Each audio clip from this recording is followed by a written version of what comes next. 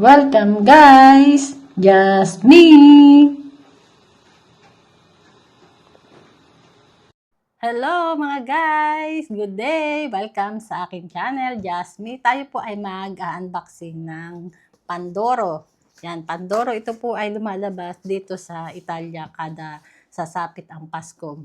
Meron ito ang traditional na pagkain dito pag magpapasko. I-unboxing natin guys ang laman. Ito, Pandoro po siya. Tingnan natin guys sa mga laman. Dito sa ilalim kasi ang bukasan niya. Yan.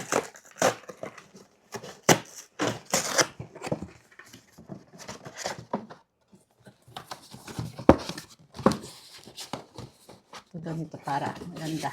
Ganito. Ayan. Ito po ang laman yan, oh.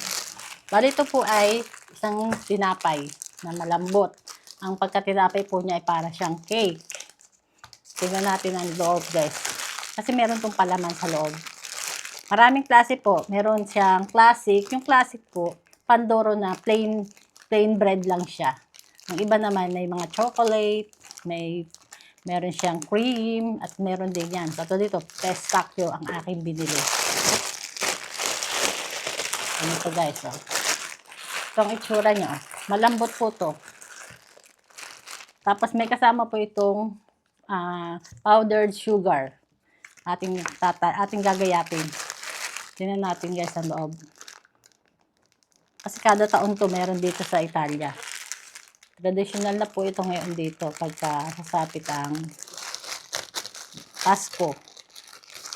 Ito ang kanilang kinakain dito. So yan guys, kita nyo ang pistachio. May flavor siya pistachio. Tapos ito ganitong kinakain. Nalagyan to ng powdered sugar din. Yan, lalagay dito para pag kinain mas masarap. Yan.